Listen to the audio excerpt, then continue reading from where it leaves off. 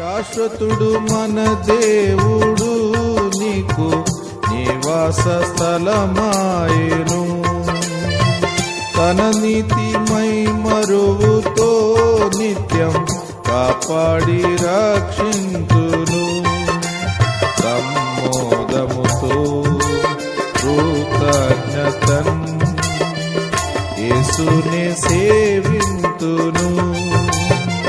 సమ్మోదముతో కృతజ్ఞతన్ యేసునే సేవింతును.